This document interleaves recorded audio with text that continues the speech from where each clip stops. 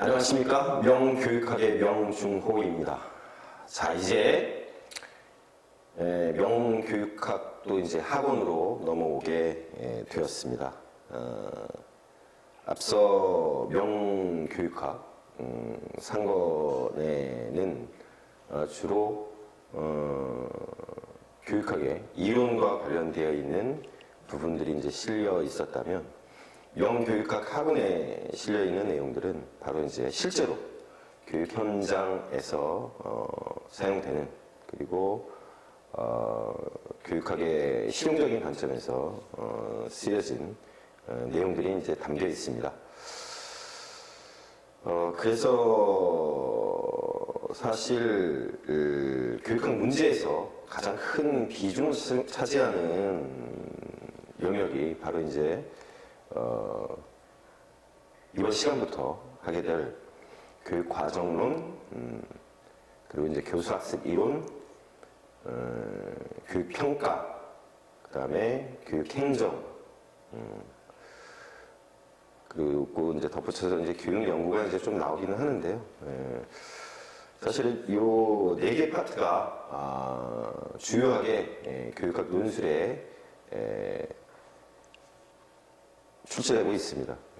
그런 점을 감안하셔서 이 명교육학 학원을 봐주시면 되겠고요.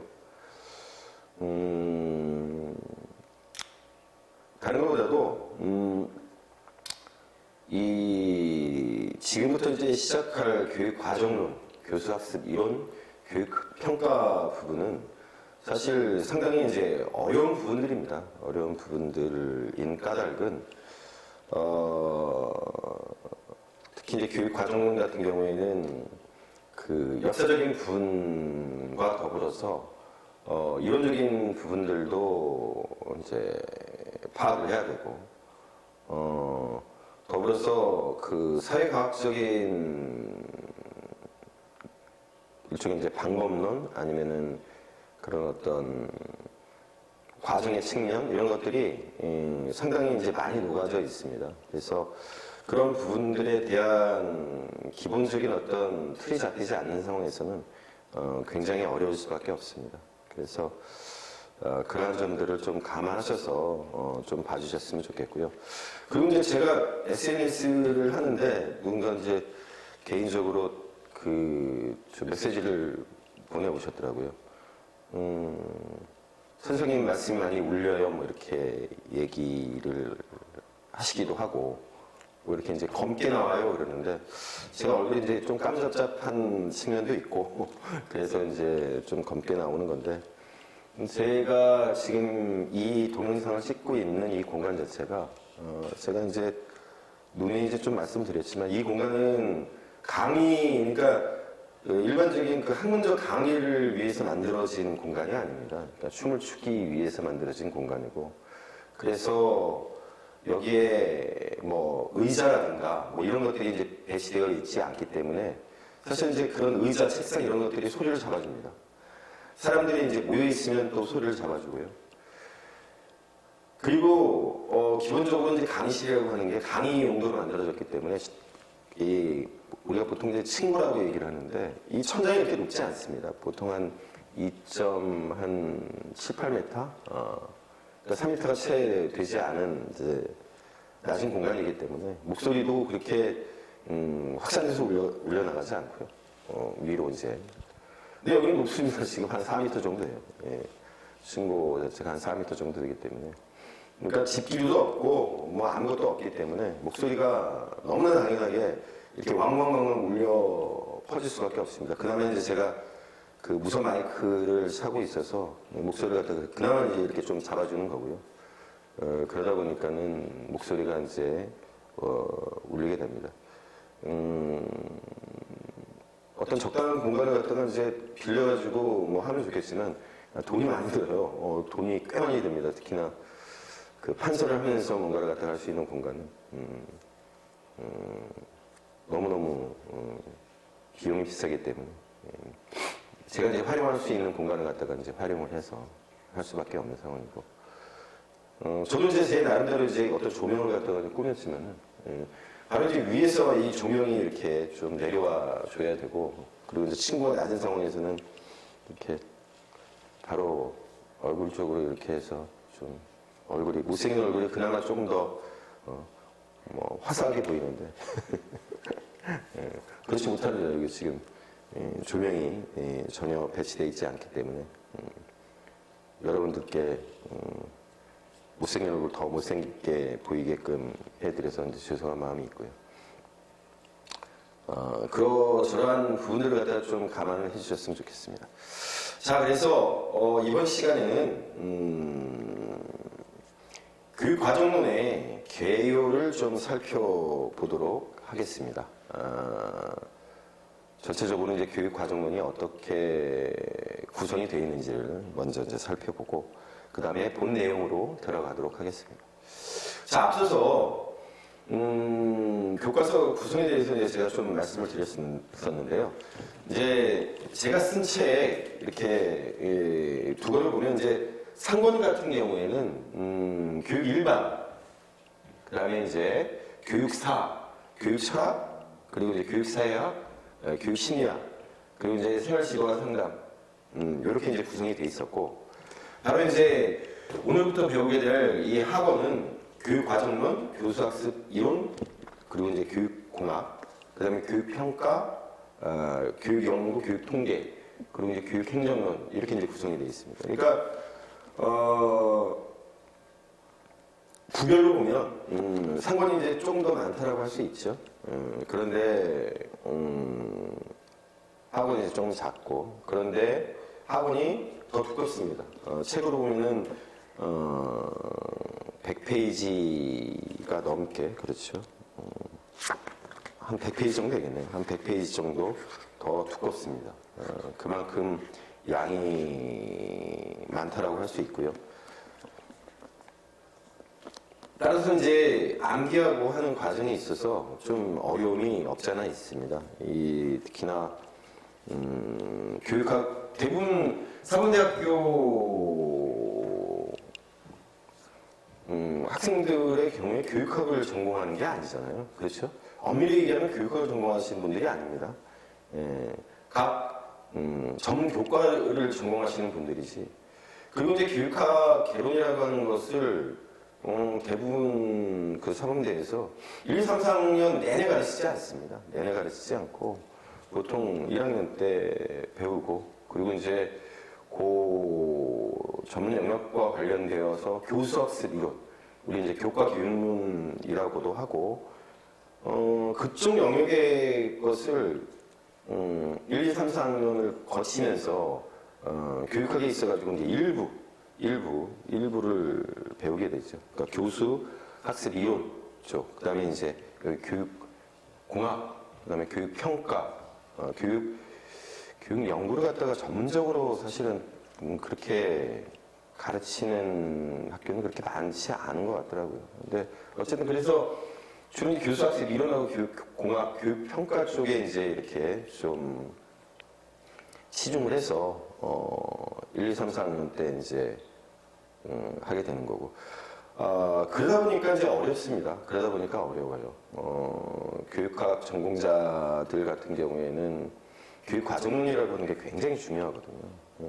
왜냐하면 전체적인 어떤 교육의 방향성, 틀, 목표와 관련되어 있는 게 교육과정론인데, 교수학습 이론 내지는 교과 교육론 같은 경우에는 일종의 이제 방법론, 수단, 그리고 이제 그런 어떤 학습 행동, 교수 행동과 관련되어 있는 구체적인 내용들을 다루는 것이고, 그래서 이제 교육과정론 같이 그렇게 큰 전체적인 틀에서 보는 것들을 이렇게 구체적으로 배우지는 않거든요. 물론 이제 그 과정론에 있어가지고 세부적인 과정을 짜고 하는 그런 것들은 배우기는 합니다만 전체적인 큰 틀에서 배우지 않고, 그러다 보니까 이제 어렵습니다. 교육 과정론 자체가 굉장히 어렵게 다가와요. 그리고 과정이라고 하는 것이 기본적으로 어떤 의미가 있냐면,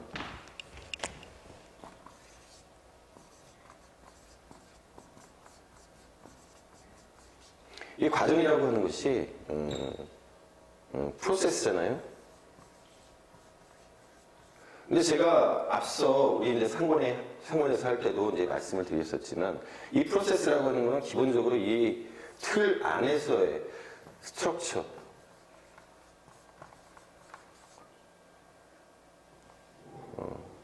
시스템 안에서의 프로세스예요. 그래가지고 인풋이 있고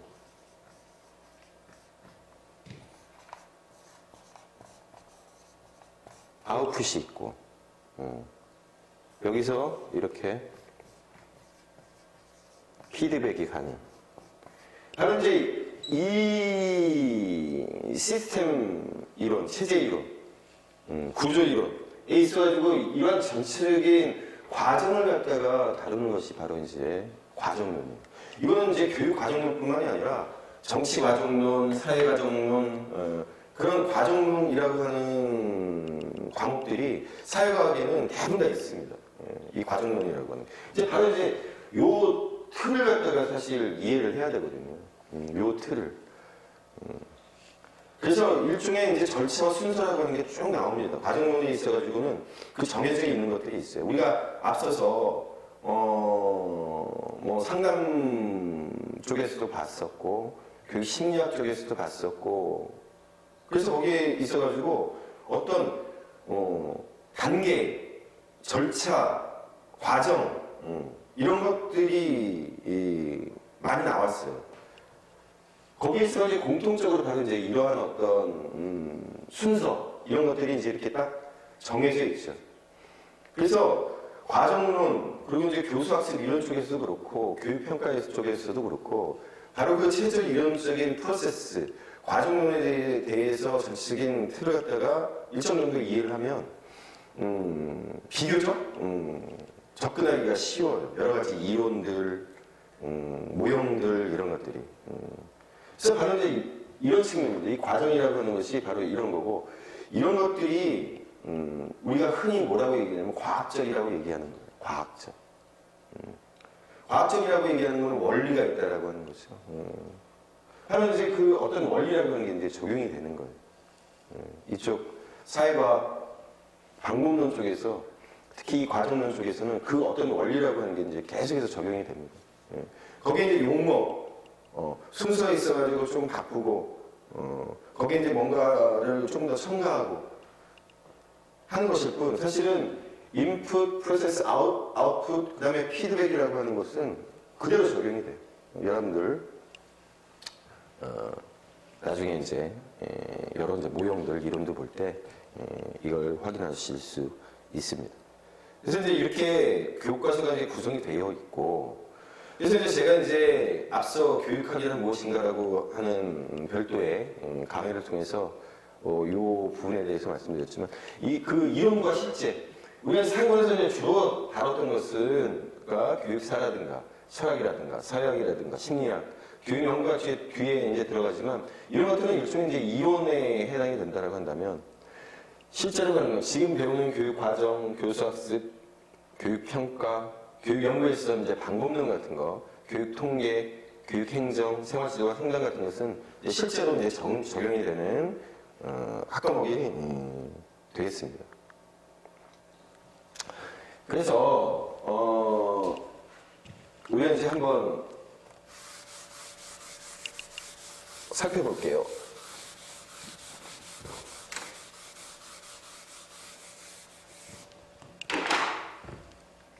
이게 이제 교육의 과정입니다. 우리가 이제 교육학 내에서의 이제 교육 과정론이 아니라 교육의 과정이라고 하는 게 이제 어떻게 흘러가는가라고 하는 것을 갖다가 이제 이렇게 쭉 보면 이렇게 이루어져 있습니다. 이걸 우리가 이제 앞쪽에서 봤는데 그 전에 우리가 이제 좀 생각을 해볼 게 도대체 교육 과정론이라고 하는 것은 어떻게 나오게 됐을까? 그렇죠? 교육 과정론이라고 하는 게 어떻게 나오게 됐을까? 그리고 이제 여기 있는 것처럼 교수학습 이론이라든가 교육평가 그 여타의 것들과 어떠한 그 관련성이 있을까 한번 봐야 되겠죠.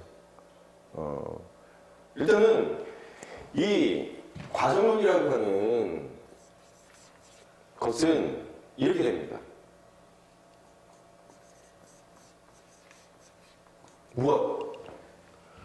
무엇을 가르칠 것인가? 저 교수학습 이론.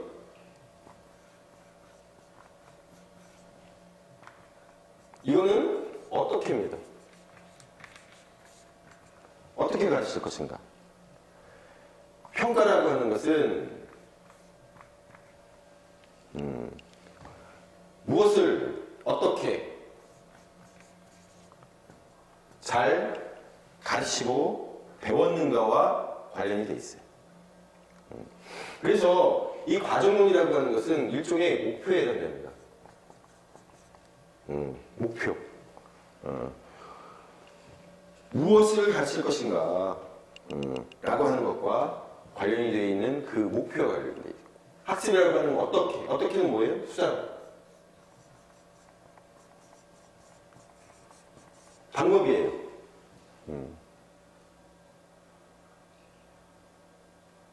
그렇죠? 어떠한 목표를 갖다가 어떠한 수단과 방법으로 평가, 잘 가르치고 배웠는가. 그 말 그대로 이제 평가예요. 이거는 이제 시험 보는 겁니다. 시험을 보는 거예요. 그래서 이 과정론이라고 하는 것은 기본적으로 철학과 관련이 되죠. 우리가 뭘 가르쳐야 되지? 아이들한테 무엇을 가르쳐야 되지? 어떠한 사상과 어떠한 생각들을 가르쳐야 되지? 바로 철학이 과정론에 영향을 미치죠. 그 다음에 학습이론이라고 하는 것은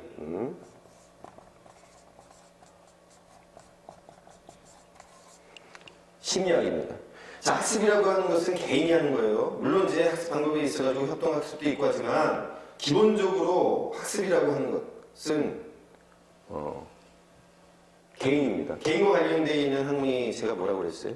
심리학이에요. 그래서 교수 학습이론의 경우에 있어서 특히 학습이론에 있어서는 교육심리학의 절대적인 영향을 받습니다. 절대적인 영향을 받아요. 그렇죠. 이 평가라고 하는 것은 기본적으로 연구와 교육 연구, 그 다음에 부수적으로 통계와 관련이 되어 있어요. 그리고 이제 이 평가라고 하는 것은 철학하고도 관련이 되죠. 어떠한 것에 주목을 해서 평가를 할 것인가? 인지인가? 감정인가? 행동인가? 교사 중심의 평가인가? 아동 중심의 평가인가? 경험을 평가할 것인가? 아니면은 어떤 학문적인 영역에 대한 평가할 것인가? 이제 그런 것들은 물론 평가는 철학의 영향을 받게 되죠. 자, 그래서 여기 이제 보이는 이것이 이 교육 과정이라고 하는 것이 제가 방금 말씀드린 요 내용을 보여주는 겁니다. 그래서 교육 과정이라고 하는 것, 큰 목표를 세워서 그거에 대한 교수학습 이론에서 수단과 방법이죠. 수단과 방법을 통해서 배우고 가르치고 그리고 나서는 잘 배웠는지 잘 가르쳤는지를 평가를 하고 그래서 이 교육 과정이라고 하는 것은 교육철학, 교육사회학의 영향도 받았습니다. 사회학이라고 하는 것은 사실은 현대적 철학이라고 얘기할 수 있거든요. 그렇습니다. 그 다음에 이제 교수학습 이론은 특히나 이제 교육심리, 교육연구, 교육평가라고 하는 교육철학, 교육연구. 여기서 보시면 연구들이 들어가죠. 연구라고 하는 것은 과학적 접근입니다. 과학적 접근. 어떻게 하면 과정이라고 하는 것을 갖다가 더 과학적으로, 정교하게 꾸밀 수 있을까? 교수학습 이론을 어떻게 정교하게 꾸밀 수 있을까? 교육평가라고 하는 것을 정교하고 과학적으로 할 수 있을까? 그리고 이제 교육평가라고 하는 것은 교육통계의 수단적 도움을 받게 되죠. 자, 그래서 우리 이제 교육과정의 전반적인 내용을 갖다가 살펴볼 텐데요. 교육과정이라고 하는 것이 제 책뿐만 아니라 대부분의 책이 지금 나와 있는 것 같이 이렇게 구성이 돼 있어요. 그러니까 역사, 그다음에 이제 교육과정의 이제 분류, 유형, 그다음에 이제 교육과정의 모형들, 그다음에 이제 교육과정이라고 하는 것을 갖다가 이제 어떻게 개발하느냐, 개발의 절차 포함한 이제 이런 내용들이 이제 이렇게 구성이 되어 있습니다. 그런데 교육과정이라고 하는 것이 가지고 있는 특징, 아까 이제 말씀을 드렸었잖아요. 체제 이론적인 어떤 특징을 가지고 있다. 그리고 무엇을 가르칠 것인가와 관련되어 있는 교육 철학적 입장, 교육 사상적 입장이라고 하는 것이 이제 반영이 되어 있다. 그런데 기본적으로 이제 제가 말씀을 드렸던 게 교육학이라고 하는 것은 미국과 뗄래야 뗄 수가 없어요. 우리 이제 교육사에서 보았던 것처럼 뭐 루소도 있고, 근대 쪽에서만 본다고 할 때 루소도 있고, 그리고 신인문학주의 전통 속에서 특히나 이제 독일 계통의 학자들이 크게 이제 부각이 됐었는데, 그런데 지금 우리 책을 구성하고 있는 대부분의 내용은 바로 이제 이 미국에서 시작이 됩니다. 그래서 교육과정론이라고 하는 것은 미국 과정론이라고 할 수 있어요. 미국 교육과정론이라고 할 수 있습니다. 그리고 이제 미국의 현대 교육 철학이라고 하는 것이 반영이 돼 있다라고 보시면 됩니다. 1차 세계대전이 1919년에 끝나고, 그래서 이제 여기에서 이제 미국이 이제 부상을 하죠. 뒤늦게 이제 1918년에 참전함으로써 1차 세계대전의 전세가 완전히 이제 뒤바뀌고, 그러면서 이제 미국이라고 하는 나라에 대해서 이제 주목을 하기 시작합니다. 그리고 나서는 1929년에 바로 세계 경제 대공황이 발생해요. 근데 이게 이제 공교롭게도 1차 세계대전 이전에 주요한 이제 제국들이었던 특히 영국, 프랑스도 있고 뭐 하지만 영국, 프랑스, 뭐 독일 등등의 나라에 결정적인 악영향을 끼치게 됩니다. 그러면서 확고하게 미국이라고 하는 나라가 전면에 등장하죠. 미국의 이제 전면 등장의 계기가 되고요. 사실 이 경제 공황이라고 하는 것으로 인해서 히틀러의 또 등장을 갖다가 촉발하는 계기가 돼요. 세계사적으로 보면은 굉장히 이제 불행한 역사의 이제 어떤 시작이 되는 거죠. 그리고 나서는 이제 2차 세계대전이 바로 그로부터 10년 뒤인 1939년에 시작이 되죠. 그리고 나서는 완전히 미국의 패권이 시작되는 것이 바로 이제 2차 세계대전 이때입니다. 근데 이제 이거를 기반으로 해서 히틀러의 이제 부상이 또 어떠한 세계 지정사에 영향을 끼쳤냐면 유럽에 있는 주요한 지식인들, 주로 이제 유대인들이죠. 이 사람들이 대거 미국행을 택합니다. 자, 그런데 이때 유럽에서 온 사람들, 이 유대인 중심의 유럽의 지식인들은 주로 무엇을 공부했던 사람들이냐? 과학을 공부했던 사람들이에요. 사회과학, 자연과학을 공부했던 사람들입니다. 유대인들의 특징이에요. 그래서 우리들이 알고 있는 심리학, 경제학, 수많은 이론, 물리학, 화학, 생물학 등등의 이 과학을 하는 유럽의 지식인들이 대거 미국행을 택합니다. 이게 사실은 미국이라고 하는 나라에 있어가지고 학문 발전에 결정적인 역할을 하죠. 이게 어마어마한 영향을 끼치는 겁니다. 그러면서 미국의 그 학문의 토대를 갖다가 튼튼하게 만들어줘요. 아주 튼튼하게 만들어줍니다. 그리고 나서 1957년에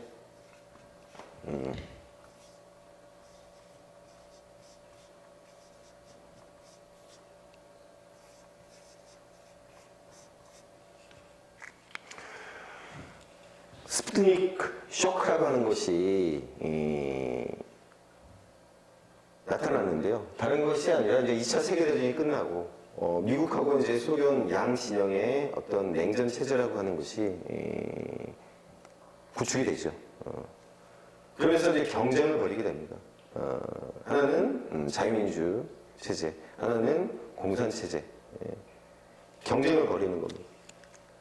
그런 와중에서 미국은 자신들이 이제 패권을 갖다가 차지했다라고 생각을 했지만 1957년에 처음으로 소련에서 공중으로 인공위성을 갖다가 먼저 띄워버려요. 그 이전에 미국 같은 경우에는 뭐 핵무기, 원자폭탄도 그렇고 수소폭탄도 그렇고 그런 모든 과학 문명이 있어가지고 최첨단을 달린다고 생각했는데 소련이 먼저 쏘아 올린 거예요. 그러면서 이 1957년 스푸트니크 쇼크를 기점으로 해가지고 미국에서 대대적인 학문 영역에 있어가지고 대대적인 개편을 갖다가 꾀하게 됩니다. 이거 바로 이 스푸트니크 쇼크라고 하는 것이 이 교육 과정론, 미국 교육 과정론에 있어가지고 어떤 변혁의 어떤 촉발점이 됩니다. 바로 이제 이 상황을 갖다가 이제 우리가 이제 좀 이해를 해야 돼요. 미국이라고 하는 나라에서 우리가 앞서 이제 교육 철학에서 봤잖아요. 진보주의, 본질주의, 항전주의, 재건주의라고 하는 것이 차례로 이제 쭉 나오게 되는데 바로 이제 그 흐름과 관련되어 있는 것이 바로 이제 이 미국이 패권 국가로서 등장하게 되는 역사적인 어떤 사건들 그 와중에 있어가지고 미국에 있어서 학문 세계의 어떤 변화 이런 것들과 그대로 이제 맥을 같이 하는 겁니다. 바로 이제 이 부분을 갖다 여러분들이 이해를 하셔야 교육과정이라고 하는 것이 왜 저렇게 됐지? 라고 하는 것을 갖다가 이제 이해할 수 있게 됩니다. 우리가 이제 뒤에 보겠지만 교과 중심이다, 뭐 아동 중심이다, 경험 중심이다, 인간 중심이다 이런 것들이 이런 미국에 있어가지고 학문의 흐름, 미국의 현대 교육 철학의 흐름과 맥을 같이 하면서 쭉 이어지게 돼요. 바로 이제 이것을 여러분들이 이해를 하시는 속에서 한번 봐 두시기 바랍니다. 자, 그래서 제 책에서 이제 어떻게 교육 과정이 구성이 되어 있는지 한번 쭉 살펴보도록 하죠. 그래서 교육 과정의 기초, 그래서 교육 과정이 정의, 그래서 개념과 유형, 그리고 이제 교육 과정의 분류. 사실 이제 이 유형이라고 하는 것과 이제 분류라고 하는 것은 이제 밀접하게 연관이 되고요.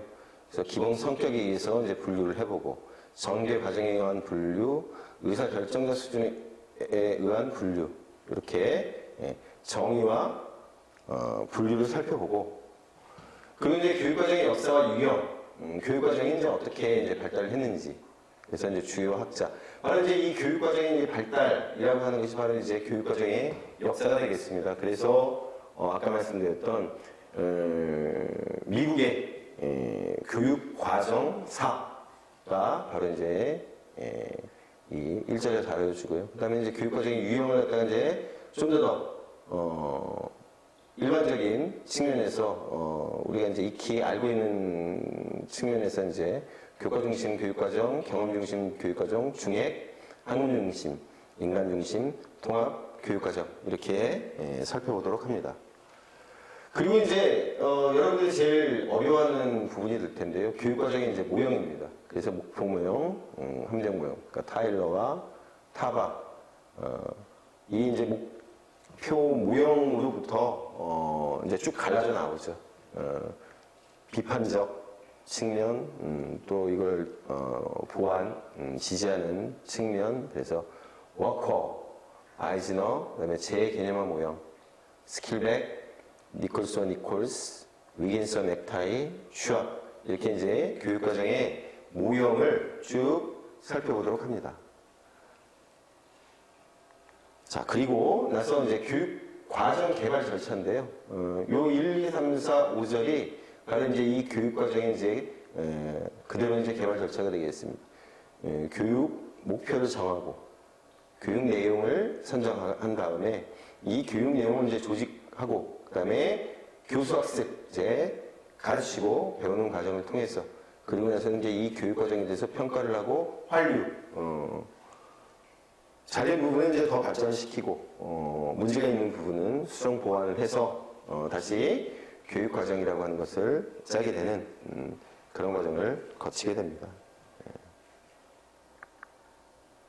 자, 그래서 이상으로 이제 교육과정의 전반적인 측면들을 갖다가 살펴보았어요. 그래서 앞으로 우리가 이제 교육과정이라고 하는 것을 어떻게 이 강의를 통해서 이제 진행해 나갈 것인지를 쭉 살펴보았습니다. 앞서 이제 말씀드렸지만 교육과정이라고 하는 것은 목표와 관련되어 있어요. 목표. 그래서 이제 그 목표를 중심으로 해서 어떻게 이제 내용을 짤 것인가. 물론 이제 우리 교육과정론에 있어가지고 이제 모형을 보면 이제 그런 것에 이제 반대하는 입장들이 있습니다. 그러니까 목표만을 강조하다 보니까 내용이 부실하다. 내용에 대한 측면들을 갖다가 강조한다.